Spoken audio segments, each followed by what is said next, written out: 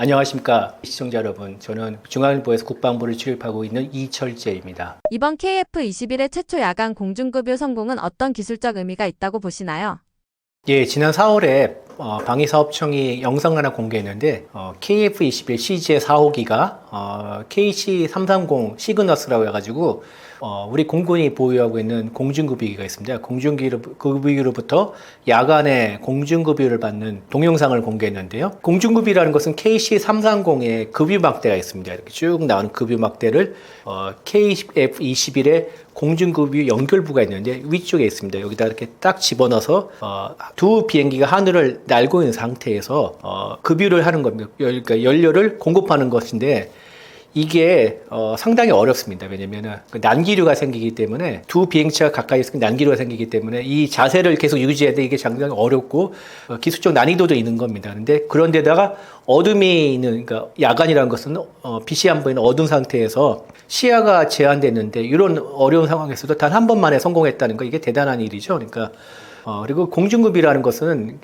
상당히 이제 현대 공중전에서 일종의 필수 사항 같은데 전투기, 폭격기의 그 작전 반경을 늘려줍니다. 그러니까 한 번 공중급유를 하면은 최대 50% 이상 반경이 늘어난다고 하거든요. 그래서 그리고 또 이걸 야간에 했다는 것은 전투기나 폭격기나 24시간 전천후 할 수 있는 그 능력을 확보했다는 걸 보여주기 때문에 의미가 있습니다. 그러니까 KF-21이라는 이제 새로운 전투기가 지금 이제 개발이 거의 완전 끝난 상태인데 이게 몇 가지 이제 그 기념비적인 상황이 있는데 제일 중요한 것은 아무래도 뭐 첫 시험 비행일 테죠. 첫 시험 비행에 성공한 이후로 이제 차곡차곡 착착착 스케줄을 개발 일정에 따라서 순조롭게 진행이 되고 있습니다. 그래서 지난해 3월에 이제 방위사업추진위원회에서 KF-21 최초 양산 항공기를 40대 1차 분상산 40대를 2028년까지 공군에 인도하게 해야 한다는 그 계획안을 승인을 했고요. 그다음에 지난해 6월에 양산 1차분 20대에 대한 계약이 이루어졌습니다. 그래서 그 지난해 6월에 계약했던 양산 기체가 올해 5월에 최종 조립에 들어갔고요. 그다음에 지난 6월에는 20대 추가 계약이 있었죠. 그래서 1차분 20대 해가지고 40대 계약이 다 끝났습니다. 그리고 가장 최근 일이죠. 지난 5일, 그러니까 8월 5일에는 KF-21에 탑재하려고 순수 국내 기술을 개발한 능동위상 배열 A사라고 하죠. A사에다가 처음으로 출고했습니다. 그러니까 완성이 돼서 나온 것이고요. 그리고 KF-21의 전력화 시기도 지금 앞당겨지고 있습니다. 그만큼 개발 일정이 잘 순조롭게 진행됐다는 것을 보여주는 건데 지난 10일 방위사업추진위원회라고 해서 주요 이제 무기 도입 사업 관련해서 결정을 내는 기구에 있습니다. 거기에서 개발 계획 개정안이 승인이 됐는데요. 당초 KF-21이 2028년 말까지 공대지 능력을 확보하려고 했는데 이 일정을 2027년 전반기로 앞당겼습니다. 그 조기 확보하는 것인데요. 그만큼 국민 여러분들이 염원하고 바라는 대로 KF-21이 순항하고 있다. 사업이 순항하고 있고 그리고 조만간 KF-21이 우리 영공을 방위하는 선봉장이 되는 모습을 볼 수 있을 것 같다고 여러분께 자신 있게 말씀드릴 수 있습니다. 이런 야간 공중급유 테스트가 전투기의 실제 운용 능력에 어떤 변화를 가져올 수 있다고 보시나요? 예, KF-21은 지금 이제 계속 시제기가 시험 비행을 하고 있는데 그만큼 이제 검증해야 될 성능들이 많습니다. 이렇게 무장을 분리하고 발사하고 그리고 또 아까 말씀드렸다시피 급유도 해보고 설계도에 나왔던 대로 그다음에 우리가 원했던 성능이 제대로 나오냐를 검증해야 됩니다. 그런 과정을 거치고 있는데 제일 중요한 게 시험 비행일 테죠. 그다음에 초음속 비행인데 둘 다 뭐 무난히 성공했고요. 그다음에 어려운 뭐 급유도 성공했고요. 급유도 굉장히 빨리 되는 편이라 가지고 일각에서는 이게 뭐 조작된 영상이 아니냐 그러는데 단번에 드러나는 게 급유 막대에서 급유구로 들어갈 때 기름이 살짝 나오는 장면이 확대 보면 나옵니다. 그렇기 때문에 이게 뭐 조작 논란이 금방 사그라드는데 그만큼 잘 진행되고 있습니다. 그래서 현재 시제기가 6대인데 그 중에 2대는 복작이죠. 2명이 탈 수 있는. 지금 2020년까지 모든 성능 검증을 다 마칠 것으로 전망이 되고요. 일단 2026년부터 2028년까지는 블록 1이라고 해가지고 공대공 능력만을 확 검증한 블록 1을 40대를 우선 공군에 일단 블록 1의 특징은 초음속 비행이 가능하고요. 둘째 그다음에 약간 매립형 무장입니다. 이렇게 미사일을 스텔스처럼 안에 내부 무장창이 아니라 살짝 안에 이렇게 살짝 홈을 파넣어 거기다가 반만 튀어나가는 반메리평 무장을 하게 해가지고 스텔스 정도까지는 아니지만 저 피탐성을 늘리는 그런 설계가 되어 있는데 이런 블록 1은 40대를 마련하고요. 그다음에 2026년까지는 일단 초도 물량 40대 중에 20대를 먼저 실전에 배치할 것이고요. 그다음에 2027년부터 2032년까지는 블록 2 80대를 순차적으로 양성하는데 블록 2라는 것은 공대지 그러니까 공중에서 지사는 공격할 수 있는 능력을 검증하고 확보하고 이를 검증하고 그다음에 정찰 기능을 추가하는 모델입니다. 해서 그리고 기존에 나왔던 블록 1 40대도 블록 2에 준하는 개량이 필요하다면 개량을 할 것이고요. 그래서 이렇게 해서 120대가 확보가 되는 것입니다. 32년까지. 그리고 2030년대 이후에는 블록 3에 대한 지금 계획은 잡혀 있는데 블록 3는 뭐냐면은 스텔스 전투기를 만드는 것입니다. KF-21을 스텔스 전투기를 만든 것인데 아까 지금 반메리평 무장이었는데 이거를 완전히 내부 무장창을 파서 그 안에 무장을 할 수 있는 거고 그다음에 레이더 반사 면적을 감소하는 소재를 적용하고 그래서 스텔스 전투기로 진화를 하는데 여기에 A사 레이더 성능을 개량한다든지 센서를 향상한다든지 생존 시스템을 통합한다든지 그다음에 유무인 전투기를 하는 멈티 복합 체계를 넣는다든지 이렇게 해서 스텔스가 보통 5세대라고 하는데 5세대 중에서도 가장 최신이고 좀 더 나은 기능을 가진 5.5세대로 이렇게 업그레이드할 계획은 잡혀 있습니다. 그리고 또 이 3세대 그러니까 블록 3가 개발될 쯤 하면은 장거리 공대지 미사일 그래서 줄여서 장공지라고 합니다. 그다음에 장거리 공대공 미사일 장공공이라고 합니다. 그다음에 단거리 공대지 미사일 단공공 그다음에 대방사 미사일이라 가지고 적의 레이더 시설을 파괴할 수 있는 그러니까 레이더 전파를 따라서 적의 레이더 시설을 파괴할 수 있는 대방사 미사일 이런 4종의 국산 무장도 블록 3가 실전 배치될 쯤에 완성이 돼서 무장할 것으로 보입니다. 그러면은 거기다가 또 공군은 최근에 아주 확정은 아닌 검토 사항이라고 하는데 극초음 공중발사 탄도미사일 ALBM이라고 해가지고 러시아의 킨자일이 되게 유명하죠. 그래서 탄도미사일을 작게 만들어서 쉽게 말하면은 전투기에 탑재하는 것입니다. 그럼 그만큼 속도가 엄청 빠르겠죠. 그래서 극초음속으로 날아갈 수 있는 이런 미사일을 개발할 그런 계획도 검토하고 있다고 밝혀 있는데 이 정도 하여튼 블록 3가 나올 때쯤이면은 확실하게 KF-21이 우리의 주력이 될 수 있고 우리 영공의 소의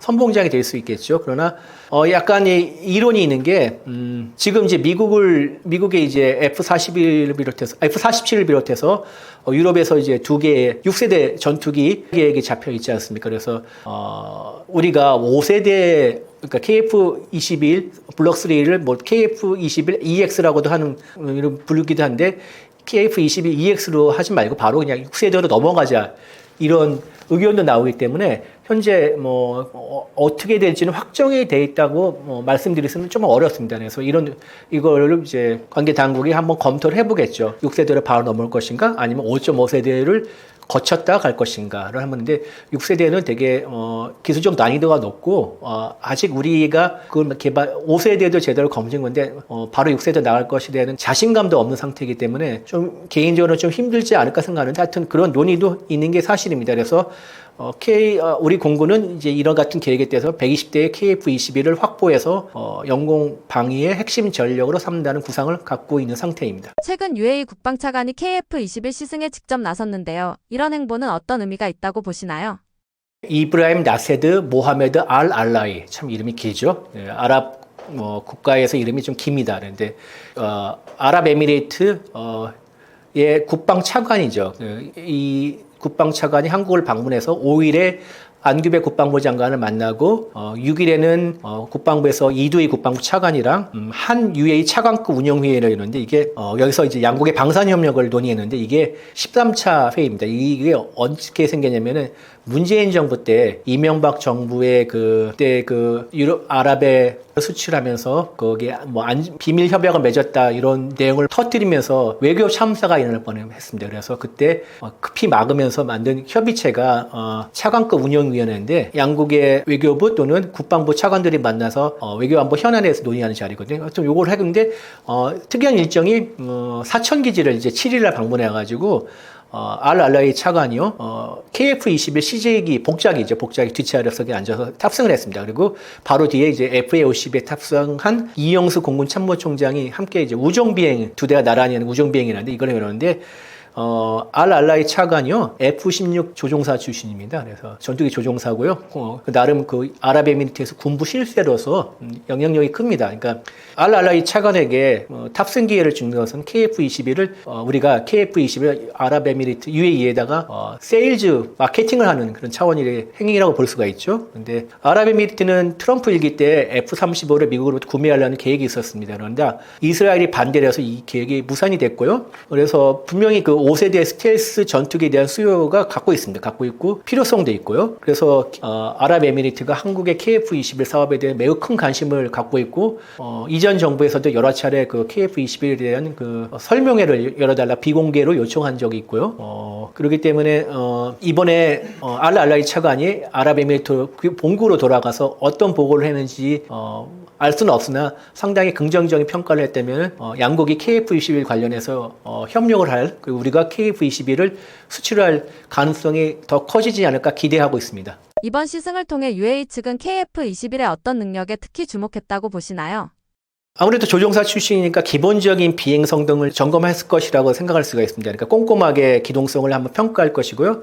그리고 아랍에미리트가 지금 단계 KF-21에서 가장 관심이 있는 것은 아무래도 이게 무장 통합 능력이라고 생각합니다. 그러니까 이게 무슨 말씀이냐면은 UAE는 석유 다음 차세대 먹거리를 찾는 데 주력하고 있는데 나름대로 국가가 전략적으로 키우는 산업 중 하나가 방산이 있습니다. 방산이 있고 그래서 일단 아랍에미리트가 국방비를 많이 지출하고 거기에 따라서 해외 무기를 많이 사들이면서 그거를 일단 국내 수요가 많은데 이거를 일단 자립형 산업 생태계로 한번 만들어가지고 대체해보자 이런 계획을 갖고 있는데요.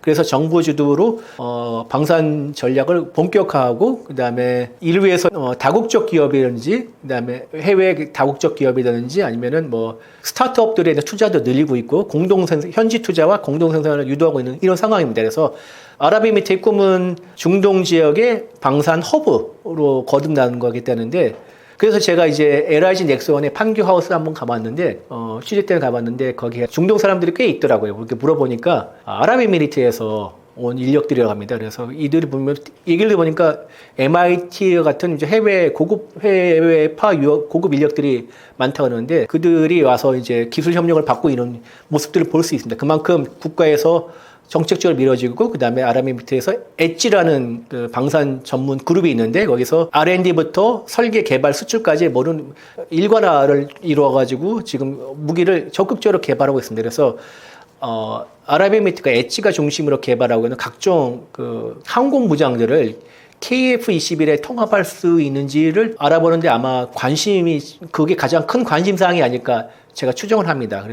왜냐면은 미국과 유럽은 이런 자국산 무장 통합이라는 거가 있습니다. 그러니까 새로운 무기를 기존에 있는 전투기, 그러니까 항공기에 달아가지고 제대로 작동할 수 있도록 만들어지는 걸 통합이라고 하는데 미국과 유럽은 잘 안 하죠. 왜냐면은 돈을 계속 벌려면은 자국산 자기네 회사에서 제조하는 무기를 팔아야지. 그게 아니라 그냥 전투기만 사고 무장 우리가 알아서 할게 이러면은 돈벌이가 크게 안 되기 때문에 안 해주는 게 원칙인데 그러나 이제 한국은 아무래도 KF-21이 국내에서 120대 생산하고 그다음에 인도네시아 48대 생산하면 168대지 않습니까? 그런데 보통 항공기의 브레이크 이븐 포인트가 300대를 기점으로 하기 때문에 300대 수요를 늘리려면 아랍에미리트 같은 큰 손이 필요합니다. 아랍에미리트 자체 무장 통합에 대해서 아무래도 한국이 좀 더 관대할 수밖에 없는 입장이고 거기에 관심을 가질 것이라고 생각합니다. KF-21의 어떤 특성들이 아랍권 국가들에게 특별히 매력적으로 작용한다고 보시나요?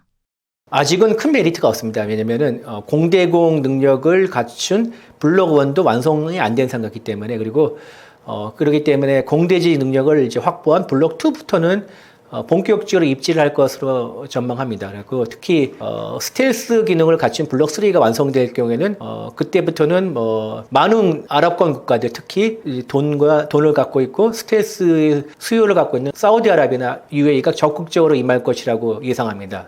왜냐하면 이제 아직 그 아랍권 국가들이 스텔스 전투기를 구할 길이 마땅치 않기 때문이죠. 미국은 이제 F-35를 아직 아랍권 국가에는 내줄 생각이 없는 듯을 보이고 그래서 이제 아랍에미리트가 지난 2021년 두바이 에어쇼 때 러시아의 수호이 75 체크메이트라는 이제 약간 작은 형태의 스텔스 목업을 한번 전시한 적이 있는데 그 당시에 두 국가가 상당히 협의를 진행하지 않아 추정을 합니다. 왜냐면 그 러시아는 이제 개발 비용이 필요할 것이고 UAE는 스텔스 전투기가 필요할 것이기 때문에 양국의 이해관계가 맞아 떨어져 가지고 돼 있는데 이게 우크라이나 전쟁이 일어나면서 이게 파투가 났습니다. 파투가 났고 그다음에 중국이 대안이 될 수 있는데 J-20 중국에 이제 지금 막 찍어내고 있는 J-20이라는 스텔스 전투기는 아직 본격적인 스텔스 전투기로 꼽 평가하기는 이르지 않았나. 왜냐면 미군에서는 뭐라고 평가했냐면은 중국의 스텔스 전투기들은 밤잠을 설칠 만한 게 아니다. 그러니까 그 인도 태평양에서 작전하면서 중국의 J-20 전투기들과 여러 차례 조우할 기회가 있었는데 그렇게 평가를 내린 거 그때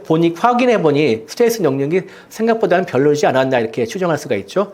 근데 앞으로 나올 J-35라는 전투기가 있는데 중국이 또 다른 스텔스 전투기인데 이거는 어떻게 될지 모르겠지만 현재 상태로 보면은 J-20은 대안이 안 돼 있고 그렇다면은 스텔스 전투기를 만들어줄 수 있는 게 튀르키예인데 튀르키예는 자칭 5세대 전투기인 칸을 지금 열심히 개발하고 있죠. 근데 아직 시제기 테스트도 딱 한 번밖에 안 했고 시범 비행도 한 번밖에 안 했고 제대로 된 평가도 못 하고 있고 그 시제기를 몇 대 더 만든다는 그 단계이기 때문에 언제 나온다는 보장이 없습니다. 그래서 KF-21이 지금으로서 아랍권 국가들이 가지고 있는 최선의 대안이 아닌가 이렇게 생각이 되기 때문에 그리고 또 사우디나 아랍에미리트는 주적이 이란입니다. 근데 이번에 이란과 이스라엘의 전쟁에서 보면은 이스라엘의 F-35가 맹활약을 했죠. 그래서 스텔스 전투기의 필요성에 대해서는 누구보다 잘 알기 때문에 조만간 좋은 소식이 올 수도 있을 것이라고 저는 기대하고 있습니다. 앞으로 KF-21이 UAE 및 아랍권과의 협력에서 어떤 방향으로 진행될 거라고 보시나요?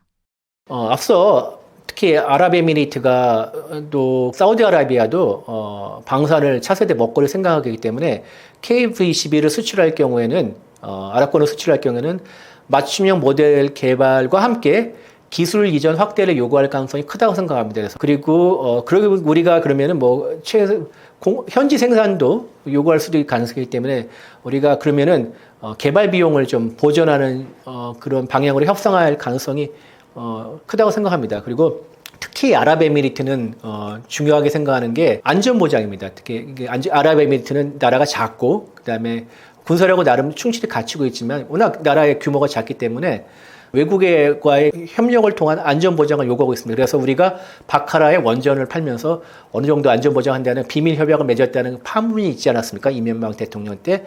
그런 거와 마찬가지로 KF-21을 만약 우리가 수출할 경우에는 한국과 아랍에미리트의 합동군사훈련을 더 늘리든지 작전교류를 더 늘리든지 이렇게 해서 양국 간의 안보협력과 함께 상호운용성을 향상하면서 일정 정도의 지금보다 더한 상태의 안전보장을 요구할 가능성이 있다고 생각합니다. 거기에 대해서 우리가 적절하게 잘 대응할 필요가 있다고 생각합니다. 최근 육군이 운영하고 있는 국제가정의 성격과 참가국 인원 규모가 갖는 의미는 무엇인가요? 육군이요, 지난해 국제가정을 최초로 만들었습니다. 국제가정이 뭐냐면은 해외 장병을 국내로 불러서 운용과 정비를 교육시키는 과정인데요. 작년에 1회가 있었고 작년에 2번 있었습니다. 그래서 1회는 7월 9일부터 8월 1일까지 포병학교에서 있었는데 폴란드와 호주, 이집트 이 세 나라가 우리나라 K9을 수입한 국가인데 이 세 나라의 장병 14명을 불러와서 K9 운용 과정을 교육을 시켰고요.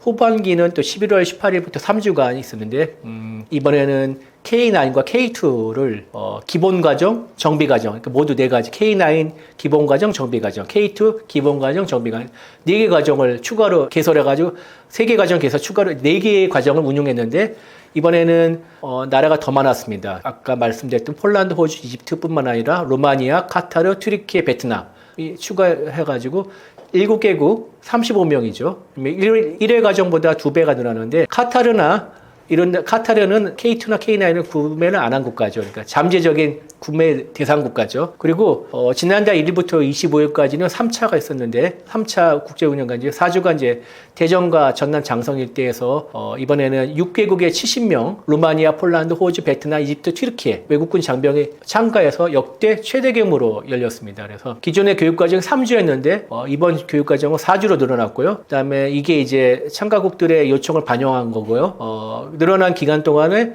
장비를 실제로 가동을 하고 실사격 훈련하고 또 실정적 요소를 더 강화했다 합니다. 그리고 이제 교관으로 오는 한국군의 계급을 초급 간부에서 상사 원사급으로 확대했고요. 이는 이제 베테랑 간부들끼리 교류를 하면서 외국군 장병들과 교류를 하면서 국제 인적 네트워크를 강화하면서 그만큼 또 세이지를 하는 거죠. 그렇기 때문에 앞서 지난 5월에는 올해 과정이 있었는데 그거는 폴란드과 1대1 과정이었다면 천무동 그렇게 1대1 과정을 진행했고요. 10월에는 또 올해 3기 과정이 있습니다. 그러니까 작년에 2번, 올해 3번 열린 거죠. 그리고 이번에는 3기 과정에는 K2, K9 천무 심화 과정을 포함해서 다양한 또 이 과정을 개설할 예정이라고요. 그래서 이렇게 개설을 하는 것은 이제 무기 구매 예정국 또는 잠재 고객 대상을 국가를 대상으로 해가지고 맞춤형 교육을 더 확대하면서 우리의 무기를 세일즈하는 것이죠. 그다음에 단순하게 무기 운영 과정만 교육하는 것이 아니라 대한민국 방위산업의 전략적 외연을 이렇게 넓히는 외교적 자산이고, 그다음에 K 무기 체계를 중심으로 실전 중심의 교육을 강화하면서 그 어떤 앞으로 지금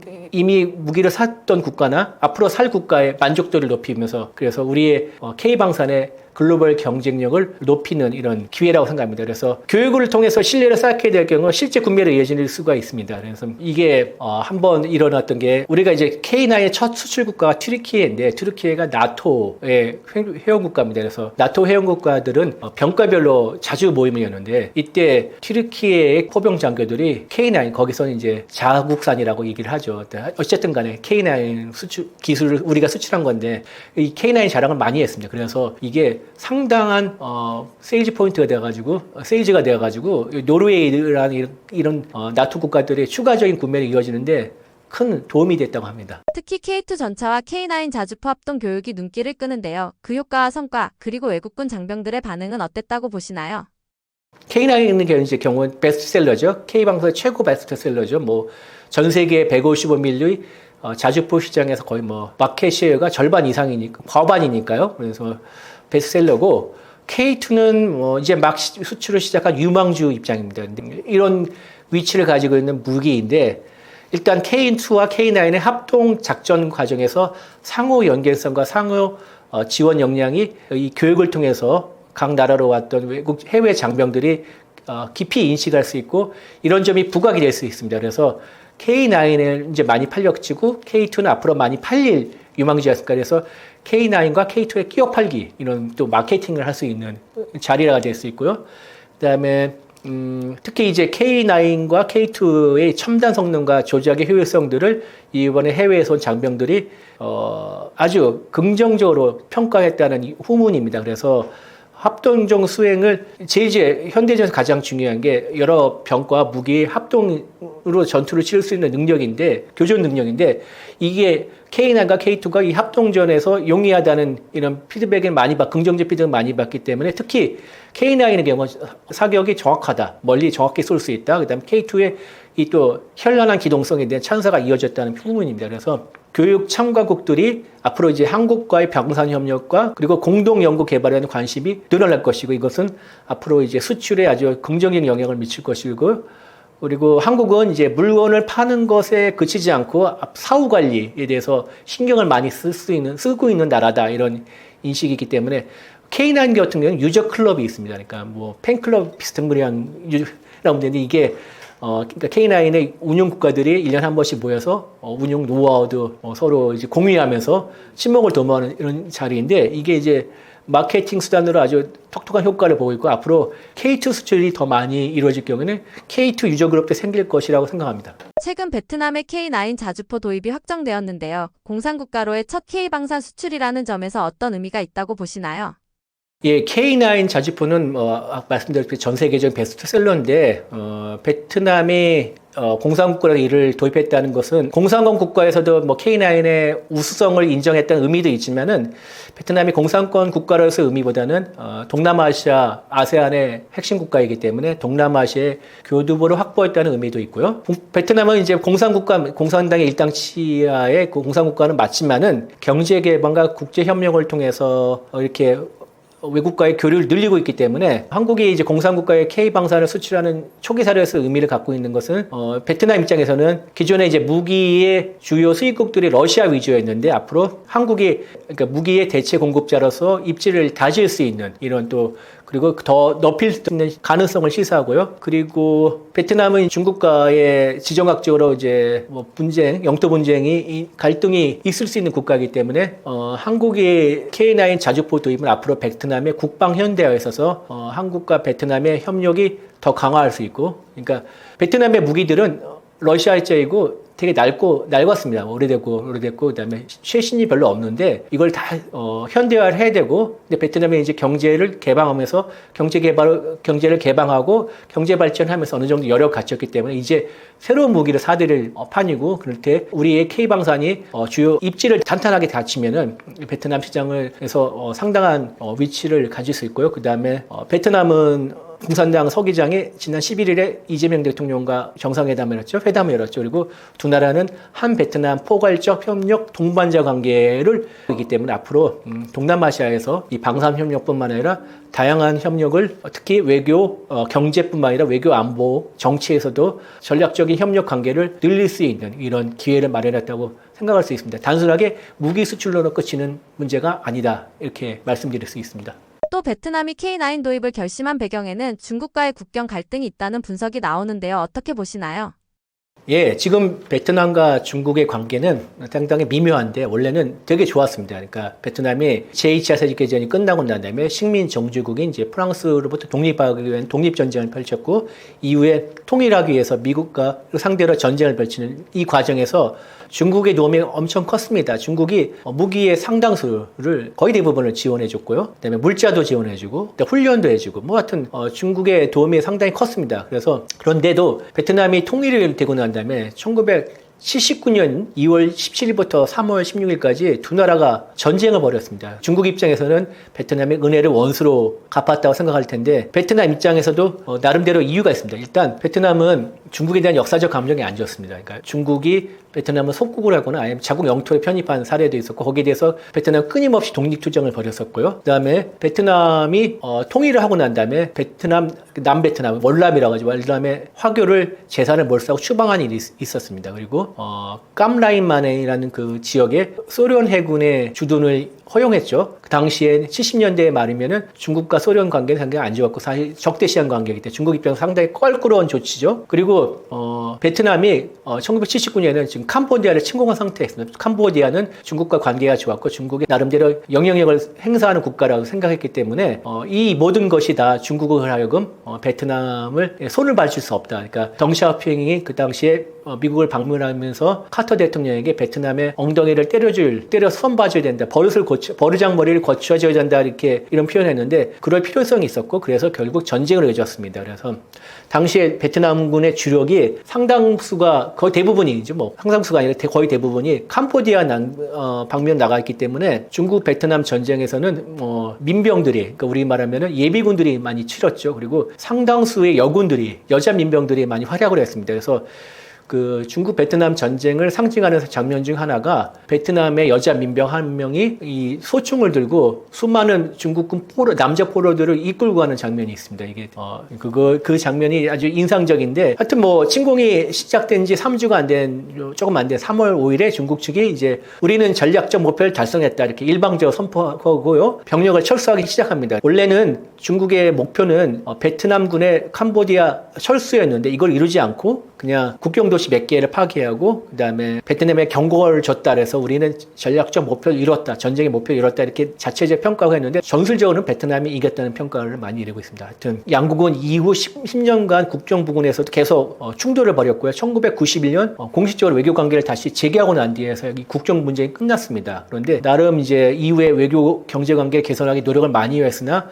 남중국해에서 중국의 구단선을 주장하면서 이제 영토 분쟁이 불거지면서 양국의 갈등이 계속 지속되고 있습니다. 그래서 2014년 5월 같은 경우에는 중국의 석유 시추선이 베트남의 배타적 경제 수역 EEZ라고 하죠. EEZ에 들어와서 시추를 벌인 일이 있습니다. 이게 중국은 베트남의 EEZ는 뿐만 아니라 영해까지도 인정 안 하고 있죠. 다 자국의 영해라서 구단선을 그어가지고 있기 때문에. 근데 일단 베트남은 대나무 외교를 추구하고 있습니다. 대나무는 속은 단단하지만 겉은 유연하다. 그래서 신념은 굳게 유지하되 경제화본은 실리를 취하자, 이런 방침인데요.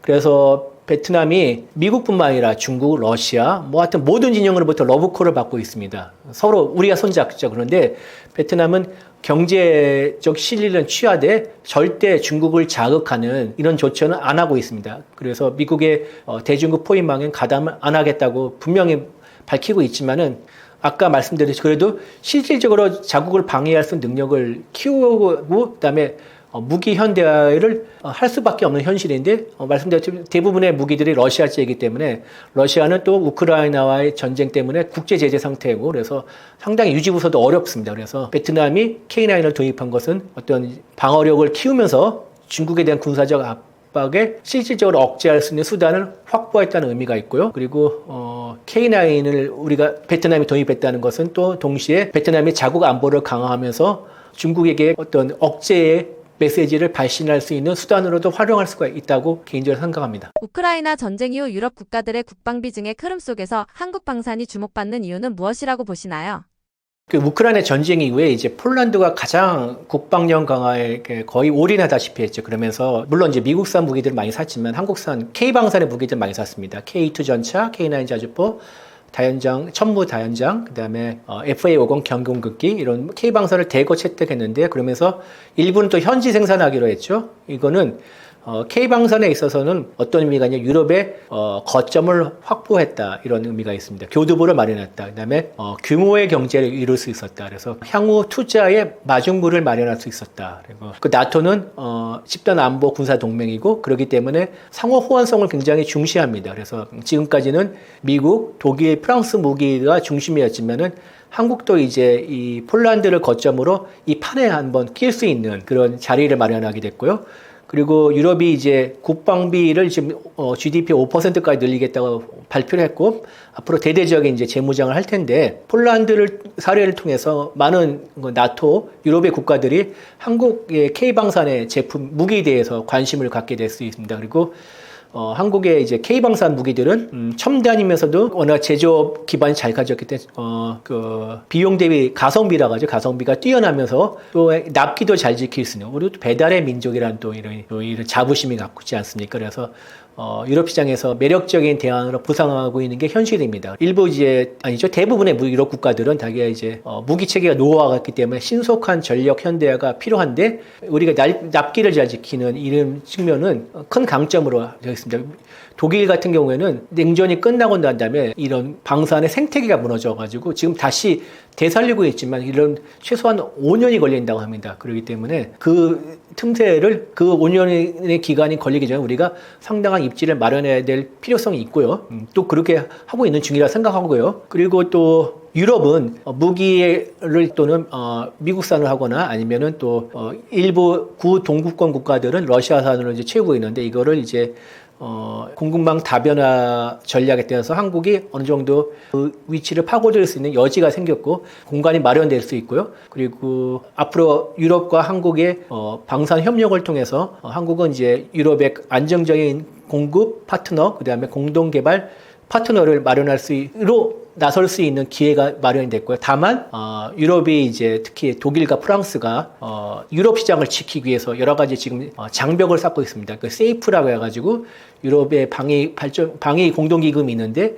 이것은 메이드 인 유럽에서만 쓸 수 있다 이런 제한을 걸어두고 있기 때문에 이 경우 또 이제 우리가 폴란드가 되게 큰 역할을 하는데 일종의 이제 폴란드를 통해서 폴란드 현지에서 생산한 K방산의 제품들을 영내에 수출하면서 그러니까 일종의 이제 택가리, 라벨가리 같은 역할을 하는 거죠. 그렇게 하기 때문에 폴란드가 되게 중요한 역할을 할 수 있고 우리가 폴란드 통해서 유럽의 생산 거점도 마련하고 그다음에 이 발전할 수 있는 발판도 마련하고 되게 도움이 많이 되는 파트너라고 생각합니다. 이번 한미 정상회담에서 미국이 방위비 증액을 요구할 가능성이 큰데요. 그 배경과 미국의 의도는 무엇이라 보시나요? 예, 이재명 대통령과 도널드 트럼프 미국 대통령이 현지 시각으로 25일 미국 워싱턴 DC에서 첫 정상회담을 열죠.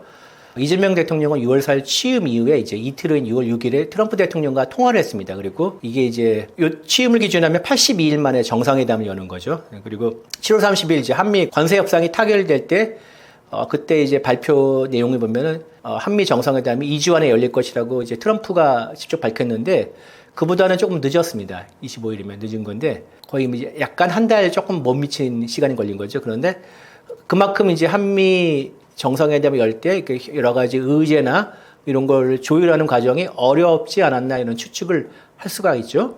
근데 이번 정상회담에서 여러 가지 이슈가 있는데 이제 가장 중요한 이슈가 이제 안보인데 미국은 동맹 현대화를 요구할 것이고 그에 따라서 이제 세 가지 핵심 사항이 있습니다. 국방비 증액, 그다음에 주한미군 주둔 비용, 그러니까 주한미군 분담금 인상, 그다음에 주한미군의 역할 조정. 이 세 가지 이슈가 동맹 현대화와 연관돼서 이번에 정상회담의 중요 의제로 떠오를 것인데 동맹 현대화라는 것은 한국과 미국이 지정학적 환경이 달라지고 안보 위협이 복합적으로 이렇게 전개가 되면서 그에 따라서 동맹을 다듬는 작업이라고 한다면은 미국은 이제 북한 대응에 집중했던 한미 상호 방위 조약, 그러니까 한미 동맹을 역할을 대중 견제로 전환하기를 원한다는 관측이 지배적이고 사실상 그럴 것입니다. 미국이 뭐 공개적으로 밝히지는 않겠지만 다들 그렇게 생각하고 있습니다. 그래서 근데 기존에 이제 우리 정부의 입장은 동맹 현대화에서 되게 부정적인데 이제 약간의 변화가 생겼습니다. 우리가 그렇게 받아들일 수밖에 없는 현실이라면 우리의 국익을 최대한 살리는 방향에서 조정을 해보자. 그렇기 때문에 지난달에 이제 정부 고위 관계자가 워싱턴에서 협상을 끝내고 기자들에게 만나서 주한미군의 역할과 성격은 여러 가지 요인 때문에 변화가 있을 수 있다고 생각한다. 그래서 이렇게 이런 뜻을 밝혔죠. 그래서 그 이제 조정이 있을 것 같고요. 이제 미국은 인도 태평양 지역에서 중국과의 경쟁이 심화하면서 동맹국들의 책임과 역할을 확대하는 방향으로 갖고 있고 유럽에서도 마찬가지로 이렇게 했고 인도 태평양 지역에서 마찬가지로 있고 그러면서 특히 이제 미국 내 경제적 여건도 이렇게 많이 예전처럼 초강대국 시절처럼 이렇게 그런 지위가 있지 않기 때문에 이런 해외에 대한 개입을 또 버거워하는 상황입니다. 그렇기 때문에 이런 상황에서 동맹들에게 군사비를 늘리고 그다음에 한국과 일본 같은 동맹국들이 있지 않습니까? 미군이 주도하는 그런 동맹국들에게 분담금 확대하는 방향으로 정책이 선회하고 있습니다. 특히 이제 미국은 한국에 대한 책임을 더 물리면서 그리고 이것을 관세 협상 같은 이제 정책적 압박 수단을 활용하는 측면이 다분히 있습니다. 뭐 이게 아니라고 하면은 미국이 거짓말을 하는 것이죠. 그리고 한국에게 안보는 미국, 경제는 중국, 안미 경중에서 완전히 벗어나서 편을 확실하게 서라 이런 전략 메시지를 발신하는 의도도 있을 것이라 생각합니다. 이에 대해 우리 정부는 어떤 대응 전략을 세워야 한다고 보시나요?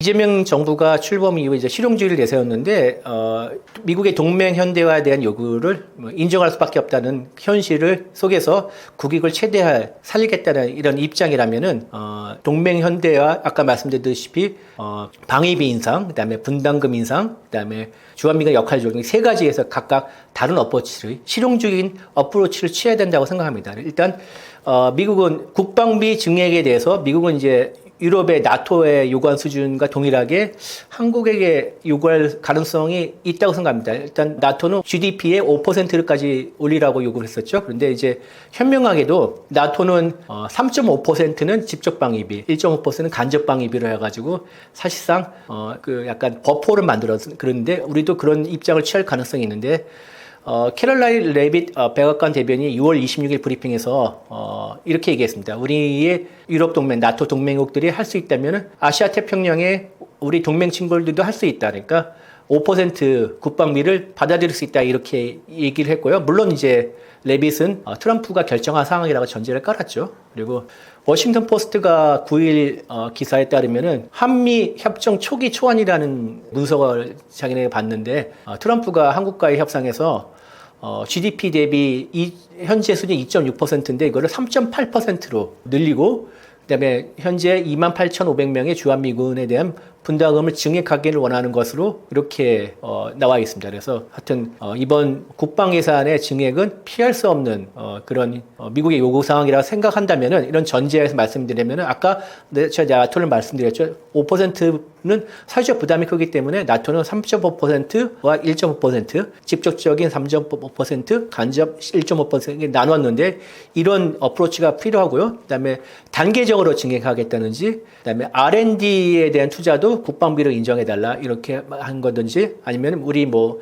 이번에 관세협정에서 마스가 했지 않습니까? Make America Shipbuilding Great Again 이런 같은 이제 조선 또는 방산에 대한 미국의 방산도 지금 뭐 화랑이라고 했지만 여러 가지 뭐 개선 요인이 있기 때문에 거기에 대한 뭐 투자를 늘리든지 이런 것도 포함해서 숫자는 트럼프 원하는 숫자를 마련해 주는데 실질적인 내용은 우리의 입장을 많이 반영하는 이런 협상 전략이 필요하다고 생각하고요. 둘째로 방위분담금은 2020년에 방위분담은 5년마다 이제 협상을 하는데 바이든이 물러나기 전에 미리 사인해놨기 때문에 2026년부터는 적용되는 5년짜리 방위분담금은 최대 이제 1조 5,192억 원으로 이게 못 박아놨습니다. 그래서 이거에 대해서 분명히 트럼프는 반대, 이것은 받아들일 수도 없다. 새로운 액수를 요구할 것인데 트럼프는 이제 선거 과정에서 한국은 뭐 캐시 머신이라면서 100억 달러를 받아야 된다 이렇게 얘기한 바 있지 않습니까? 그래서 이게 100억 달러라고 본다면은 올해 방위분담의 한 9배 되는 액수입니다. 그러니까 한꺼번에 놀려받는 게 이게 만만치가 않죠. 근데 우리가 내는 방위분담금은 28,500명 주한미군의 유지, 그다음에 시설, 기지관리, 그다음에 한국 측 노무자들, 그러니까 인력들이 거기에 대한 인건비 이런 것으로 집행돼야만 한다는 협정에 있습니다. 그래서 이거는 꼭 지켜야 될 상황이기 때문에 트럼프가 100억 달러를 받다 하더라도 이게 지금의 1조 원 이상으로 쓸만한 항목도 없습니다. 그래서 지금 상당수의 방위 분담금이 집행이 안 돼서 지금 남아있다는 이런 얘기도 있을 정도인데 그렇기 때문에 이런 점을 우리가 이제 협상에서 강조를 하면서 타국에 대한 그러니까 예를 들면 중국의 견제든지 이런 데 활용은 제외해달라. 이게 분명히 요구해야 될 것 같고요. 그 다음에 요구를 하면서도 이 활용에 대해서는 약 해석은 좀 유연하게 할 필요가 있습니다. 그래서 넓게 정해. 예를 들어서 한국 안보에 직결되는 사항에 대해서는 좀 해석을 유연하게 해서 예를 들자면 전략자산이라고 하는 우리 뭐 항공모함이든지 그 핵 추진 잠수함, 그다음에 전략 폭격기 이런 데 한반도 전개에 대해서는 이 일정 부분 우리가 간접으로 좀 지원한다든지 이런 것들은 한번 고려해 보는 게 어떤가 감히 좀 제안을 드리고요. 그다음에 주한미군의 전략적 유연성 확대는 주한미군은 결국 북한 억제를 넘어서 인도태평양 특히 이제 대만이든지 남중국해 이런 유사 사태가 발생하고 신속히 투입할 수 있도록 요구하는 사항인데 이 전략적 유연성이라는 것은 지금 딱 튀어나온 것이 아니라 냉전이 끝나고 난 다음에 미국이 붙박이처럼 해외에 주둔한 그 미군에 대해서 이것을 너무 효율적이지 않다고 생각하기 때문에 붙박이군에서 기동성이 있는 예비군을 바꾸자 이런 것을 계속 추진하게 돼 그 일환으로 한 사안이고 당장 최근에 불거진 사안은 아닙니다. 그래서 이미 상당수 논의가 있었고 예를 들어서 이번에 이스라엘이 중동에서 난리를 치자 주한미군이 갖고 있던 페이트리어트 포대를 중동 지역으로 다시 전개하지 않았습니까? 이런 것들을 보면은 이게 이제 전략적 유연성의 사례라고 할 수가 있죠. 다만 이제 이거에 대해서 우리가 이해가 깊고 계속 논의가 되었던 상황이기 때문에 다만 미군의 일부 병력을 인도 태평양의 다른 지역으로 배치를 시켰는지 한반도에서 빼서 배치시켰는지 아니면은 한국군에게 한반도 방어에 대한 책임을 분담하는 건 좋은데 그것을 더 나가서 어떤 뭐 인도 태평양 다른 지역으로 더 넓히라 뭐 이런 요구에 대해서는 우리가 분명히 좀 선을 그을 필요가 있을 거라고 생각합니다. 그리고 일단 전략적 유연성은 우리가 어느 정도 보장을 해줘야지 주한미군의 철수와 감축을 최대한 막을 수 있다는 이런 생각을 해야 되고요. 그래서 결국 보면은 전략적 유연성이 주한미군을 아무리 트럼프라 하더라도 당장 빼거나 줄일 필요가 적어지기 때문에 이런 또 효과를 가질 것이라 생각합니다. 미국이 주한미군 감축을 언급할 경우 이 카드의 실효성은 어느 정도라 보시나요?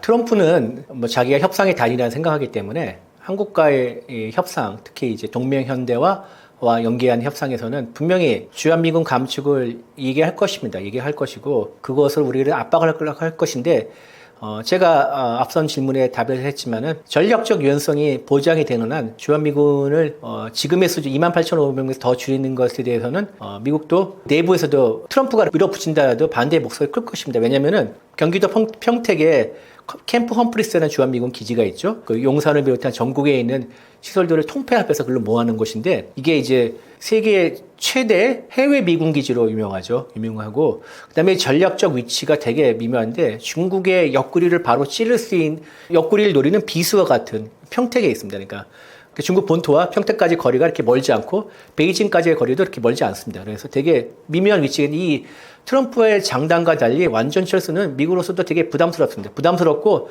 손해보는 행동입니다. 그다음에 그 평택이 말이요, 중국을 공격할 수 있는 전진, 발진 기지는 못 되더라도 중국을 견제하는 그런 기지로서는 충분히 역할을 가능하기 때문에 미국으로서는 놓치기 힘듭니다. 그래서 여기 주한미군의 완전 철수는 미국으로서 생각하기 싫은 시나리오일 될 것이고요. 그리고 말씀드렸던 주한미군 감축은 분명히 트럼프가 꺼낼 한국을 압박할 수 있는 카드로 꺼낼 가능성이 아주 큽니다.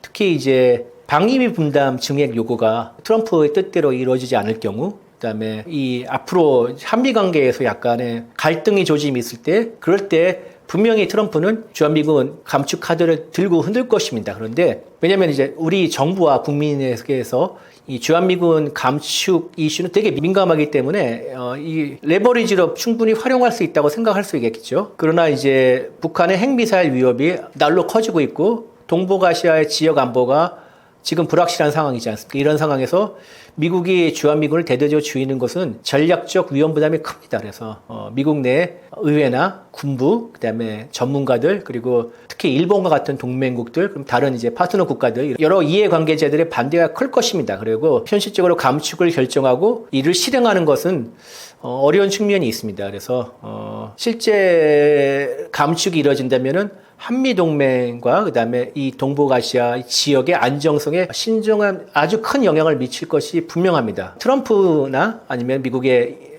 당국자들이 감축을 뺄 수 있어, 줄일 거야, 이런 말 한마디만 하더라도 한미 관계의 불확실성과 긴장감이 커질 것이라 생각합니다. 한국 내에서도 되게 찬반양론이나 여러 가지 시끌시끌하겠죠. 이 이슈 때문에.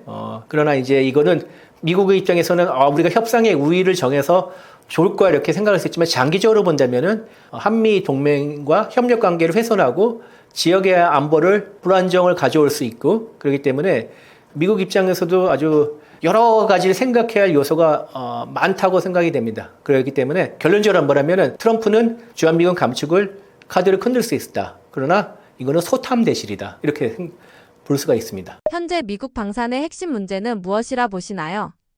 코로나 사태 끝나고 난 다음에 미국의 무기의 원가들이 상당히 높아졌습니다. 왜냐면은 이게 결국 공급망 문제인데 방산에 필요한 핵심 원자재, 부품 상당수, 특히 드론 관련돼서는 거의 다 메이드 인 차이나입니다. 그래서 해외 공급망에 의존하고 있는데 그것도 전략적 경쟁 상대인 중국에 의존하겠다. 이게 약점입니다. 특히 그래서 지정학적 갈등과 무역 분쟁에 매우 취약한 구조다. 관세 협상에서 중국이 히토류 문제를 들고 나와가지고 미국에 대한 히토류 수출을 제한하고 나서 미국의 방산 기업들이 큰 타격을 입었다는 월스트리트 저널의 기사가 나오지 않았습니까? 이런 게 취약한 구조라고 생각했습니다. 그리고 또 미국 내 방산 제조업체들이 미국 내 제조업과 다른 제조업과 마찬가지로 높은 인건비, 그다음에 엄격한 규제, 그다음에 또 미국의 방산은 또 행정 절차 복잡합니다.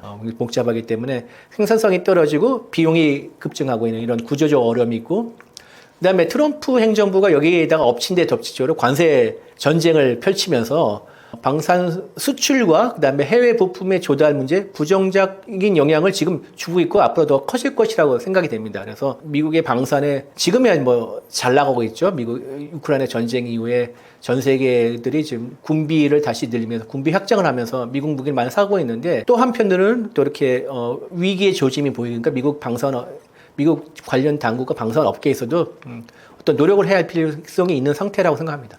미국 방산의 위기가 한국 방위산업에는 어떤 기회와 위협으로 작용했다고 보시나요?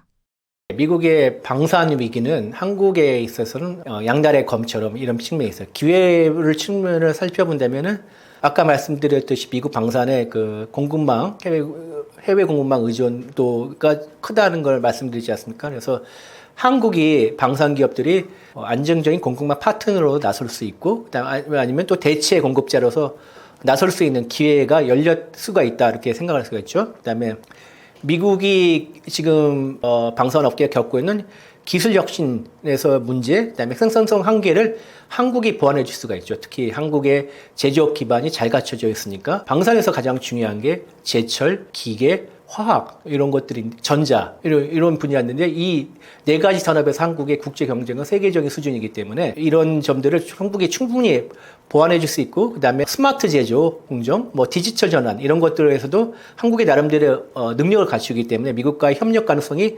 크다고 볼 수가 있죠. 그리고 미국이 이제 동맹국가 분업, 그다음에 공동 연구 개발을 확대하는 흐름 속에서 한국도 이제 이 기회를 잘 타서 미국과의 방산 협력 관계를 심화하고 그다음에 이러면 이제 결국 글로벌 방산 네트워크에서 위상이 더 높아질 수 있는 기회라고 생각합니다. 그리고 또 한편으로는 미국산 무기들의 어떤 불확실성이 늘어나면 또 대체적으로서 우리 국산 무기가 또 해외 수요가 늘어날 수 있고 또 이런 기회의 측면이 있는가 하면은 반면 또 미국 방산이 해외와 협력을 늘리지 않고 어떤 자국 내 생산과 기술 독립화를 강화할 수도 있습니다. 이러면 또 한국에게 위협이 될 수가 있죠. 한국에 대한 수출 의존도를 줄이고 자체 역량을 강화하면서 한국에게 필요 없게 되는 상황이 만들어질 수가 있는 거죠. 그러면은 특히 이렇게 되면 한국 방산이 어떤 이제 미국이나 선진 시장 그다음에 이런 것에 대해 접근할 수 있는 내 제약이 생기고요.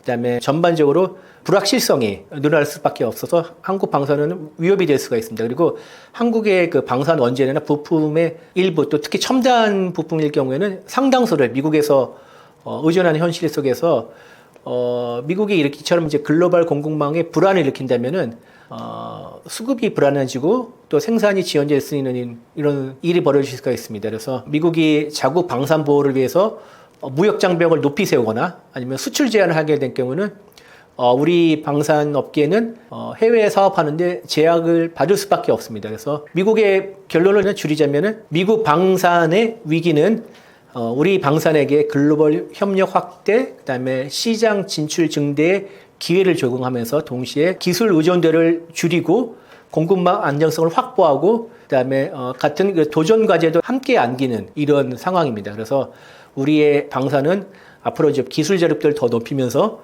공급망을 다변화하고 특히 제가 얼마 전에 칼럼을 썼지만은 드론에 대해서는 이거 중국이 문을 자으러 잠그면은 군용 드론은 물론 상업용 드론도 못 만드는 그런 상황입니다. 그래서 이 문제는 정부가 정책적으로 전략적으로 접근해야 되는데 하여튼 공급망 다변화 그다음에 국제 협력 전략을 통해서 이 기회이자 위협인 상황을 적극적으로 대응하는 태도가 필요하다고 생각합니다. 트럼프 대통령이 제시한 유럽 주도의 안보 보장은 어떤 의미가 있다고 보시나요? 미국 대통령이 정말 바쁜 한 주를 보냈습니다. 지난 15일부터 18일까지 현지 시간 기준이죠. 정말 헬 오브 위크를 보냈는데요. 15일에는 미국 알래스카에서 블라디미르 푸틴 러시아 대통령과 만나서 미러 정상회담을 열었고요. 그다음에 이 정상회담 결과를 가지고 18일에 워싱턴 DC에서 볼로디미르 젤렌스키 우크라이나 대통령 불러서 양자 정상회담을 열고 바로 에마뉴엘 마크롱 프랑스 대통령을 비롯해서 핀란드 대통령, 영국 총리, 그리고 이탈리아 총리, 그다음에 EU 유럽위원회 집행위원장, 그리고 나토 사무총장 등 이렇게 유럽의 주요 지도자들 불러서 다자회담을 열었습니다. 그래서 숨바쁘게 긴박한 외교 일정을 소화했는데요. 트럼프는 18일에 이렇게 얘기했습니다. 이번 회의에서 양자 다자 일련의 회의를 거쳐서 우크라이나에 대한 안보 보장 방안을 논의를 했고 이는 미국과의 협치를 통해서 유럽 각국이 제공할 것이라 이렇게 얘기했고요. 그다음에 우리 모두 러시아 우크라이나의 평화 가능성에 대해 기쁘게 생각하고 있다. 그러니까 여기서 핵심 포인트는 우크라이나에 대한 안보를 보장하는데 유럽이 주도할 것이다. 이게 이제 핵심 포인트거든요. 그러니까 해석을 하자면 우크라이나 영토를 러시아한테 떼주고 거기에 대해서 안전보장을 조건을 하는 그 평화협정이 체결될 가능성이 커졌다 이렇게 얘기할 수 있고요. 그런데 다시 말씀드리자면 이번 안전보장에서는 기존에 이제 미국이 해왔던 방식, 그러니까 미국이 주도를 하고 유럽이 이제 보조를 하는 게 아니라 아예 유럽의 주요 국가들, 영국, 프랑스, 독일, 그다음에 이탈리아 이 네 나라가 주도를 하고 그다음에 책임과 역할을 주도적으로 맡고 미국이 여기 지원해주는 보조적인 위치를 한다는 이런 어프로치입니다. 이거 되게 신선한 건데 트럼프가 말하는 이제 Make America Great Again의 그 마가 원칙에 따라서 미국은 이제 대외의 개입을 최소화한다는 이런 원칙에 따라서 이제 하는 외교라고 볼 수 있고요. 트럼프는 또 이렇게 얘기했습니다. 우크라이나에는 미군 지상군을 파견하지 않겠다. 그런데 만약 한다면은 미국은 공중 지원은 가능하다 이렇게 얘기했는데요. 그러니까 미국은 이제 앞으로 공중 지원, 그러니까 뭐 유사시 당시에 공군 전투기나 폭격기를 보내 폭격을 하거나 이런 지원을 해주거나 아니면은 정보를 또 지원하거나 아니면 일부 무기를 뭐 이렇게 지원하는 이런 이제 부차적인 역할에 머물겠다니까 미국의 부담을 줄이고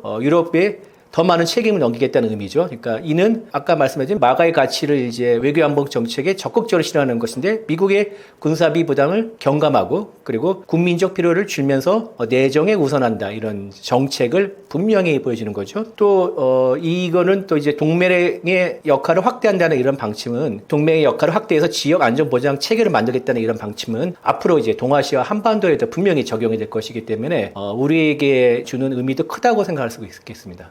나토 가입은 배제하면서도 사실상의 집단방위 조항을 약속한 이번 접근법 한계와 가능성은 어떻게 보시나요? 예, 트럼프 대통령은 이제 회의가 끝나고 양자 다자 회담이 끝나고 19일 이제 폭스뉴스와 전화 인터뷰했는데 우크라이나의 안전 보장에 대해서 어떤 형태의 안전 보장은 필요할 것이지만 나토 가입은 아니다. 그러니까 우크라이나 나토 가입은 허용하지 않겠다 이렇게 얘기하면서 그건 절대 일어나지 않을 일이라면서 그것도 강조를 했죠. 그리고 당신이 러시아라면 적이 국경에 있는 거 원하겠냐 이렇게 폭스뉴스에게 되물었다. 하는데 이는 이제 러시아가 우크라이나 침공했던 여러 가지 내걸었던 명분 중에 하나가 나토의 동진을 막는 것이었기 때문에 푸틴은 절대 양보하는 이제 조건이겠죠. 그래서 이를 트럼프가 수용한다는 것을 분명히 나타낸 것이라 볼 수 있고 그렇기 때문에 나토 가입을 배제한 우크라이나 안전 보장은 한계의 가능성 두 가지를 양면을 동전의 앞뒤면 같은 양면을 둘 다 가지고 있다고 볼 수 있겠습니다. 그러니까 나토의 정식 회원이 아니기 때문에 나토의 5조가 있습니다. 집단 방위 원칙. 그러니까 흔히 영화 삼총사를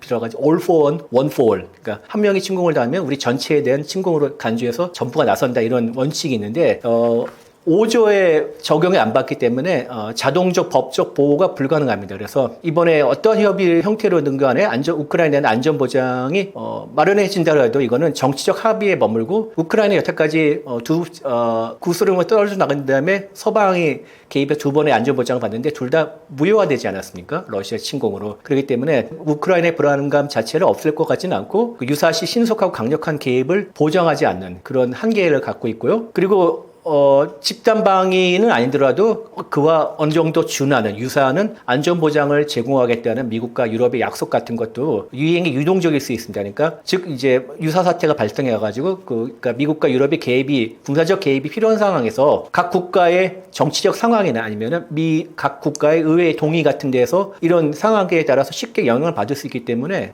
되게 어렵다고 볼 수 있습니다. 그리고 또 우크라이나가 나토 가입을 못하는 걸 아직 명시적으로 못 바꿀 경우에는 러시아의 군사적 모험 가능성을 완전히 차단할 수가 없습니다. 러시아는 또 한 번 이번에 평화협상을 이루어서 전쟁을 멈춘다라도 근시일 내에 또 전쟁에 일으켜도 된다는 그런 시그널을 줄 수 있기 때문에 되게 위험해질 수 있습니다. 그리고 영구적으로 나토로부터 가입을 못한다는 이런 어떤 원칙 같은 게 확립이 될 경우에는 장기적으로 서방과의 관계가 약할 수 있는 그런 또 가능성이 있어가지고 이런 한계를 가지는 반면 또 긍정적으로 평가하는 시선도 있습니다. 시각도 있습니다. 그걸 또 여러분께 소개를 해주자면은 일단 러시아의 극단적 도발을 피했다는 점이고요. 그다음에 어쨌든 간에 우크라이나의 실질적인 안보를 보장할 수 있는 조치가 될 수 있다. 그리고 그러면서도 미국과 유럽, 나토 모두의 부담을 덜면서도 어느 정도 합의점을 모색할 수 있다. 이렇게 평가를 할 수도 있고요. 그 나토가 직접적 개입을 하지 않더라도 집단 방위와 유사한 조항을 만들어 놓으면은 일정 수준의 억제력을 부여할 수 있기 때문에 러시아의 군사적 모험주의를 막을 수 있다. 그리고 실제적인 우크라이나 안보의 능력을 강화할 수 있다. 이렇게 얘기할 수 있고요. 또 이제 미국의 직접적 부담을 줄이면서 동맹의 그러니까 유럽에 늘리면은 어떤 새로운 지역 안보 질서도 이번에 처음 만들어가지고 한번 시험해 볼 수 있다. 그리고 이번에 우크라이나가 나토에 가입을 못하더라도 이거는 일시적인 조처이지 나중에 상황이 변하면 언제든지 할 수 있는 거 다 바꿔서 나토에 가입을 허락할 수 있는 거 아니냐. 그러니까 어떤 전략적 유예가 영구적인 유예는 아니다. 영구적인 금지는 아니다. 이렇게 평가할 수도 있겠습니다. 푸틴 젤렌스키 트럼프 3자 회담 가능성이 언급됐는데 현실화 가능성은 어느 정도라고 보시나요? 예, 트럼프는 일단 이제 질러놓고 보는 스타일이죠. 그래서 18일 이제 기와 그다음에 유럽 지도자들과의 회담이 끝나고 난 다음에 자기가 이제 푸틴에게 전화를 걸어가지고 푸틴과 젤렌스키 양자회담을 준비를 시작했다 이렇게 자랑을 했죠. 그러면서 회담 장소는 아직 이제 나중에 결정이 될 것인데 그다음에 두 사람이 회담 후 그다음에 자기가 껴가지고 이제 중재를 해서 또 3자 회담까지 열어가지고 완전 평화회담을 열겠다. 완전 평화회담 열어서 전쟁을 종식시키겠다. 이렇게 또 이제 또 떠벌렸죠. 그리고 크렘린궁은 회담이 끝나고 난 다음에 트럼프와 푸틴과는 한 40분 동안 통화했다고 이렇게 컨펌을 해줬습니다. 그래서 그러나 그렇다고 해가지고 이게 이제 트럼프의 말대로 사실대로 젤렌스키와 푸틴 간의 양자회담과 그다음에 또 미국이 중재하는 미러우 이 3자회담이 열릴 것인가 이건 또 별개의 문제라고 생각할 수 있는데요. 푸틴은 그동안 여건이 무르익지 않았다는 그런 핑계를 대면서 젤렌스키와의 양자회담에 적극적이지 않고 선을 그어놨습니다. 그렇기 때문에 트럼프의 발언만 놓고 본다면은 푸틴의 기존 입장을 뒤집어서 젤렌스키와 만날 수도 있다 이런 뜻을 내비치는 게 아닌가 이런 해석도 있는데요.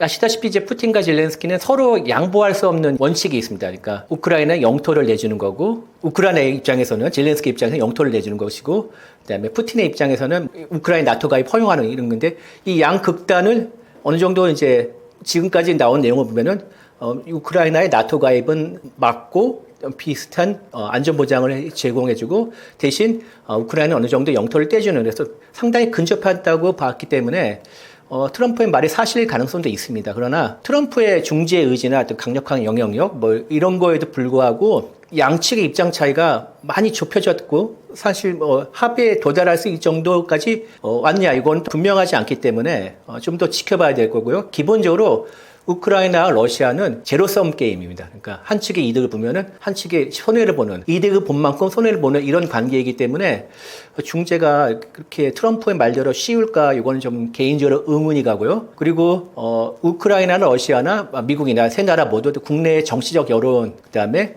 미국과 유럽의 관계 뭐 이런 여러 가지 변수가 있기 때문에 앞으로 정말 트럼프의 말대로 2주 안에 회담이 열까? 그리고 그게 열리기 전에도 변수가 많이 작용이 돼가지고 일정이나 의제 이런 게 쉽게 도출하기가 쉽지 않을 것 같습니다. 그러나 어느 정도 희망 그나마 있다면은 트럼프는 일단 새로운 외교적 해결 그리고 미국 사실은 자기 얘기죠. 내가 주도해서 문제를 해결 이런 이미지를 노리기 때문에 노리고서 적극적으로 임할 것이고 푸틴 역시 서방과의 고립을 극복하고 싶고 그다음에 이 향후 종전이든 평화 협상이든 간에 주도권을 얻고 싶어 하기 때문에 약간의 협상의 여지는 있고 그래서 앞으로 이런 긍정적인 뭔가 부정적인 면을 이렇게 종합적으로 고려해서 본다면은 가능성이 제일 높은 시나리오는 3자 간에 만나도 하더라도 그냥 큰 틀만 합의를 하고 어떤 선언적 의미에 그친 다음에 그다음에 그 이후에 일정 수준의 그 예비 협상이든지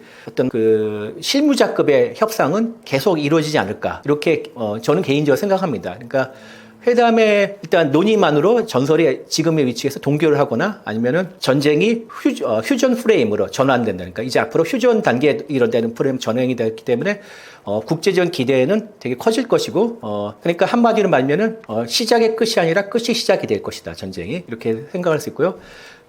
그러나 이게 끝의 시작이 되더라도 당장 끝의 끝이 아닌 것이 우리 한 가지 사례를 직접 겪지 않았습니까? 6.25 전쟁 때 1951년에 휴전회담이 이루어지고 난 다음에 2년 후에 그동안 수많은 인명이 희생되고 지리한 싸움 끝에 2년 만에 드디어 정전 협정에 조인하고 체결이 되지 않았습니까? 그러니까 이런 사례이기 때문에 3자가 만나서 회담을 하고 실무회담을 연다 하더라도 전쟁이 바로 종식은 안 될 것 같습니다. 공화당 내부에서 협상파와 강경파로 입장이 갈리고 있는데 이런 분열이 미국 외교 정책에 어떤 영향을 줄 거라고 보시나요? 미국의 정치적인 스펙트럼을 보면은 공화당이나 민주당에서도 동일한 견해를 가리키는 게 아닙니다. 공화당이나 민주당 각 정당에서 온건파가 사안에 따라서 온건파 있고 강경파가 있습니다. 특히 대정책에 있어서는 약간 이제 고립주의 성향, 그러니까 미국이 이제 흔히 말하는 마가죠. 그러니까 미국이 국내 정치에 더 힘을 써야기 때문에 해외 개입은 외국에 대한 개입은 덜하자 이런 고립주의 성향이 있는가 하면 반대로 미국은 강대국이기 때문에 강대국의 도리와 의무를 책임을 다해야 된다는 이런 적극적인 국제주의 성향이 있습니다. 그런데 공화당에서 마찬가지 있었고요. 그다음에 이게 이번 사태가 일어나기 전에 지난 2월 24일에 무슨 일이 있었냐면은 유엔 총회에서 우크라이나가 제안한 결의안에 대해서 미국이 반대표를 행사한 적이 있습니다. 그러니까 트럼프가 푸틴과의 유화 메시지를 보내기 위해서 이제 지시한 것이라 볼 수 있겠죠. 그럴 때 상당수 공화당 의원들이 이 미국의 행태에 대해서 강력하게 비난했습니다. 그 이름을 들자면은 공화당의 상원의 존 커티스, 미치 매코넬,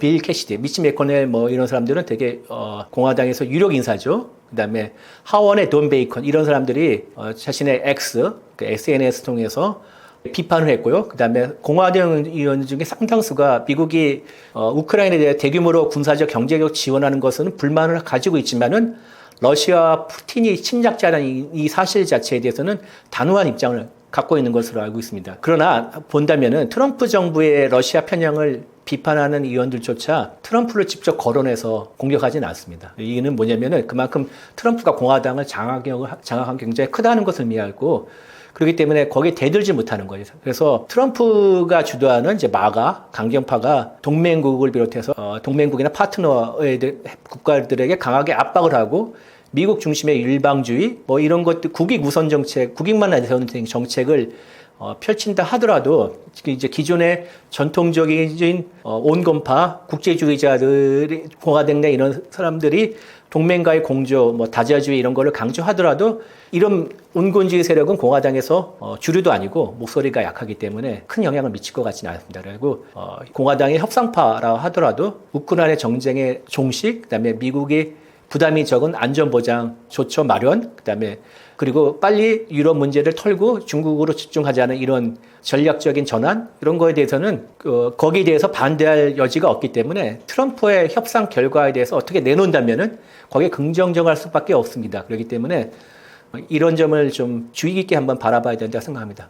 젤렌스키 대통령이 조건 없는 대화에 열려 있으며 영토에 대한 강경했던 입장도 철회했습니다. 외교적으로 어떤 전략이라고 해석하시나요?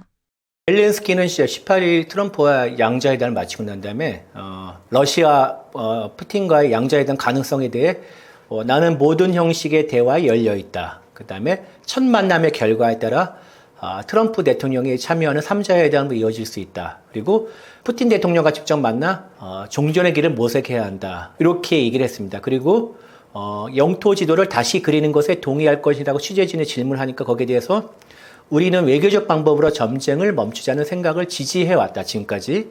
그러면서 트럼프 대통령이 언급한 대로 3자 회담에 나설 준비가 돼 있다. 그러니까 이거는 영토 조정 문제를 러시아와 협상을 할 수 있고 그것을 의제로 꺼낼 수 있다는 그런 뜻으로 해석할 수가 있죠. 그리고 더 나아가서 우리는 영토 문제를 비롯한 모든 민감한 사안들을 3자 회담에서 정상급 차원에서 논의할 것이라고 했습니다. 그러니까 지금까지 영토는 의제로 올릴 수 없다는 것에서 한 발짝 벗어나서 의제로 올릴 수가 있다. 이렇게 얘기한 거죠. 단 전제 조건이 있습니다. 우크라이나에 대한 안전 보장을 해야 되는 건데 지금 이제 트럼프가 나토와의 가입은 안 되지만 나토에 비슷한 유럽 중심 주도의 안전 보장을 젤렌스키에 들이맸는데 젤렌스키 입장에서는 아쉽죠. 왜냐면은 유럽의 안전 보장도 중요하지만 제일 확답을 받고 싶은 게 미국의 안전보장인데 미국이 직접적으로 더 강하게 유사시에 더 강하게 더 직접적으로 개입하는 것을 원하는데 거기에 대한 보장이 없기 때문에 공중지원이라는 것은 그것은 언제든지 뺄 수도 있고요. 상황이 불리해지면은 더 안 할 수도 있습니다. 그러나 지상군을 또 우크라이나에 두는 것은 이건 확고한 안전보장에 대한 그 공약이기 때문에 차원이 다릅니다. 그래서 영토 교환은 이제 우크라이나 에 대한 안전보장과 함께 종전 협상의 최대의 정점으로 꼽혀왔고요. 러시아의 입장과 그다음에 젤렌스키를 비롯한 우크라이나 입장은 앞서 말씀드린 상당히 갈리고 있고 그러나 이제 젤렌스키가 전쟁 종결을 위해서 영토를 협상의 의제로 내놓을 수 있다고 양보를 하면서 열린 태도를 보여준 것은 이것은 서방이나 그다음에 국제사회에 우리는 언제든지 대화에 응할 준비가 되어 있다는 적극적 신호를 전달하는 그런 행동으로 볼 수가 있습니다. 그리고 또 무조건적인 대화를 수용하겠다. 그러니까 항상 대화에 열려있다 이런 자세를 보이면서 평화 의지를 갖고 있는 책임 있는 지도자 이런 인상도 줄 수가 있고요. 그러면서 국제사회의 지지를 우크라이나가 확보하는 반면 또 러시아에서는 평화 거부자 프레임을 씌울 수가 있는 이런 또 방법이 될 수 있고요. 그다음에 이렇게 우크라이나가 유연한 태도를 보이면서 협상이 이제 여태까지 교착이 되는 교착 국면인데 앞으로 창구를 계속 더 활발하게 더 크게 열어두면서 합의 결과를 도출할 수 있는 그런 여건을 마련해 준다는 의미가 있습니다. 젤렌스키 대통령이 이번에는 전투복 대신 정장을 입고 등장했는데요. 이런 변화가 갖는 외교적 상징성은 어떻게 보시나요? 예, 18일 회담에서 젤렌스키의 옷차림이 되게 큰 화제가 됐죠. 그 당시에 젤렌스키는 검은 정장 재킷을 위에 입고요. 그다음에 칼라 셔츠, 그다음에 슬랙스 바지, 그다음에 전투화를 이렇게 이런 스타일로 코디를 했습니다. 근데 넥타이는 매지 않았는데요. 그 월스트리트 저널이 기사에 따르면은 젤렌스키가 입은 검은색 정장 재킷은 그 우크라이나 디자이너가 만든 제품인데 군복에 쓰는 캔버스 소재로 만들었다면서 이게 전투복과 정장의 하여튼 중간 형태 그래서 그래가지고 그렇게 디자인했다는 기사를 냈습니다. 그러니까 어쨌든 간에 젤렌스키가 전쟁이 발발하고 난 다음에 계속 군복 차림을 고집해 왔는데 거기서 벗어났다는 그 뜻이고요. 그래서 이번 행담에 앞서서 백악관 측은 젤렌스키에다가 정장을 입을 것을 강력하게 요구했다는 겁니다. 그래서 젤렌스키는 나름대로 고민했을 것 같은데 군의 군복의 어떤 상징성을 유지하면서도 정장 스타일을 가미한 그런 믹스 짬뽕의 스타일이라고 이렇게 평가할 수가 있죠. 근데 이게 왜 이슈가 됐냐면 2월 28일 날 이제 젤렌스키와 푸틴이 만났을 때 그때 젤렌스키의 이제 군복 스타일에 대해서 크게 화제가 됐었죠. 그 당시에 트럼프는 젤렌스키를 보면서 오늘 차려입었네 이렇게 약간 비꼬는 듯하게 이렇게 얘기했고요. 그 다음에 친트럼프 성향이 강한 이제 보수 매체 리얼 아메리카 보이스라는 매체가 있습니다. 거기에 백악관 출입하는 브라이언 글렌이라는 이런 기자가 왜 정장을 입지 않은가? 정장이 있기는 하나? 이렇게 막 아주 무례한 질문을 했습니다. 그래서 당시 젤렌스키는 전쟁이 끝나면 내가 정장을 입을 테고 그런데 그때 당신이 입은 거가 비슷한 정장을 내가 입겠다 이렇게 응수를 해가지고 결례 논란이 되게 크게 벌어졌는데요. 근데 이미 이제 6월 25일 날 젤렌스키와 트럼프가 네덜란드 헤이그에서 만났는데 그때도 지금과 같은 스타일을 했습니다. 그래서 이번이 뭐 처음은 아닌데 백악관에 초청받았을 때 이제 정장과 군복을 가미한 스타일을 이제 입어서 화제가 된 것이었고요. 근데 글렌 아까 2월 달에 젤렌스키를 쏘아붙인 친트럼프 성의 글렌이라는 이 친구는 젤렌스키의 달라진 복장을 보면 정장이 정말 멋져 보인다. 아주 보기 좋다. 이렇게 쉽게 세웠고요. 트럼프 대통령도 이거 되게 멋지지 않은가 이렇게 또 화답을 했고요. 그러면서 얘가 지난번에 널 공격했던 사람이다 이렇게 얘기했답니다. 그래서 젤렌스키 대통령은 나 기억해. 그러면서 난 오늘 옷차림 바꿨는데 당신은 그대로네. 이렇게 오히려 젤렌스키가 원래 코미디언 출신이지 않습니까? 되게 재치 있게 답변하면서 그래서 취재진과 트럼프 대통령의 웃음꽃을 터뜨렸다고 하는데요. 이런 이제 외교에서 스타일의 변화는 되게 나름대로 의미를 갖고 있습니다. 옛날에 올브라이트 미 국무장관, 여성 최초의 국무장관은 이 브로치를 어떤 스타일의 브로치를 하는가에 대해서 또 메시지를 발신하는 것이 되게 유명했죠. 이런 의미를 갖고 있는데 이번에 젤렌스키의 스타일 변화는 유화적 제스처라는 해석이 강하고요. 그다음에 그 미국의 정치학자 제이콥 나이하이기라는 사람이 월스트리트 저널에도 뭐라고 얘기했냐면은 젤렌스키가 나는 뭐 이제 조금은 타협할 준비가 돼 있다 이런 메시지를 의상으로 표현했다 이렇게 평가했고요. 뉴욕타임스는 이렇게 평가했죠. 이날 18일 젤렌스키의 군복 플러스 정장 이 믹스 매치는 전투와 외교, 저항과 협상 사이에 젤렌스키가 나름대로 점유하고 있는 중간지대를 시각적으로 표현한 것이라. 이게 꿈보다 해몽이라는데 아주 적절한 해석, 그래도 그럴듯하면서도 적절한 해석인 것 같습니다. 유럽 지도자들이 즉각적인 휴전과 강력한 제재 유지를 동시에 강조했는데 이런 입장이 트럼프 행정부의 중재 구상과는 어떤 점이 같고 어떤 점이 다를까요? 그 유럽의 지도자들은 러시아와 우크라이나 일단 즉각적인 휴전, 그다음에 군사 충돌의 즉각적인 중단을 강력히 요구하고 있지만은 미국의 이제 트럼프를 중단 미국은 좀 점진적이고 실용적인 협상 프로세스를 거쳐야 된다. 이것은 미국의 입장에서는 전 세계를 바라보기 때문에 유럽에서뿐만 아니라 또 중동도 바라보고 인도 태평양에서 이 중국도 바라보고 이런 게 세력권을 관리하는 차원이 있는데 이렇게 글로벌하게 범지구적으로 봐야하는 그런 차원에서 중재를 선호하는 거죠. 왜냐면은 나중에 전쟁이 끝나고 난 다음에 러시아를 끌어들여가지고 중국을 포위망을 완성하고 싶은 게 미국의 속내이기 때문에 그렇거든요. 그래서 휴전의 시점과 그다음 방식에 대해서 미국과 유럽은 좀 현격한 차이가 존재하고 있습니다. 그래서 유럽은 러시아에 대한 강력한 군사 경제 제재 조치를 계속 유지하고 아니면 더 확대를 하는 이런 입장인 반면에 미국은 러시아를 이제 지금 스위프트에서도 완전히 퇴출되지 않습니까? 하여튼 국제 체제에 다시 복귀해서 들려보내서 협력의 가능성을 열어두자 이런 입장입니다. 그래서 이를 위해서 제재 완화나 뭐 어떤 경제적 유인책도 내놓을 가능성이 어느 정도 있다고 생각합니다. 그래서 유럽의 제재 유지 입장과 충돌한 소지가 다분하죠. 그리고 또 유럽은 우크라이나에 대한 지원을 민주주의 가치를 수호하는 그런 정책이라 보고 있고 총력적으로 지원해야 된다는 이런 입장인데 트럼프가 지금 하고 있는 중재 구상은 현실주의, 이상주의가 아니라 세계를 어떤 힘의 논리로 바라본 현실주의 상에서 힘의 균형, 그리고 세력권을, 러시아의 세력권, 여기까지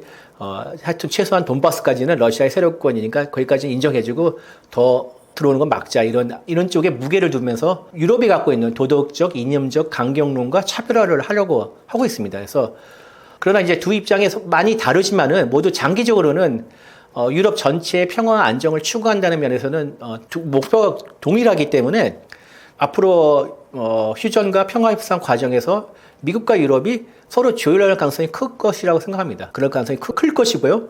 그리고 유럽이 이제 즉각적 휴전을 이제 강하게 압박하는 것은 하나의 협상 카드가 될 수 있고, 트럼프 입장에서도 미국이 협상력을 더 높일 수도 있기 때문에 결국은 틀에서 수렴이 되지 않을까 이렇게 생각합니다. 그래서 그리고 앞으로 이제 미국과 유럽이 이제 상호 보완을 하면서 이런 유럽의 새로운 질서를 마련하지 않을까, 그런 게 제 개인적인 견해입니다.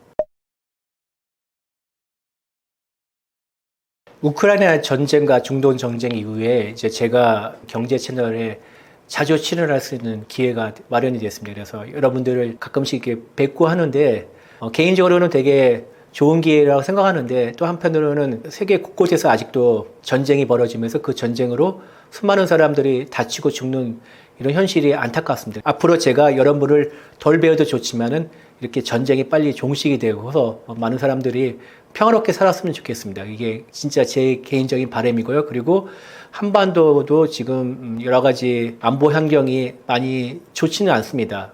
좋지 않고, 지금 북한이 특히 이제 적대적 이 두 국가로 나면서 여러 가지 묵리를 지금 부리고 있는데 안보가 되게 중요한 상황입니다. 그래서 빨리 한반도도 평화가 찾아왔으면 게 제 바람이고요. 그런 와중에 우리가 평화를 이루려면은 전쟁을 준비하라는 또 이런 얘기지 않습니까? 그래서 나름대로 철저하게 안보를 준비하는 태세가 필요하고, 거기에 한 방안으로 또 제가 중앙일보에서 더 중앙 플러스라고 해서 유료 기사입니다만은 한국에 되게 필요하는 핵 억제에 대해서 한번 이렇게 분석한 글을 연재한 적이 있습니다. 그래서 아래 링크를 달았으니까 한번 커피 한 잔값 조금 내시면서 한번 들어가 보셔서 같이 한번 인식을 공유할 수 있는 자리를 한번 마련해 봤으면 좋겠습니다. 감사합니다.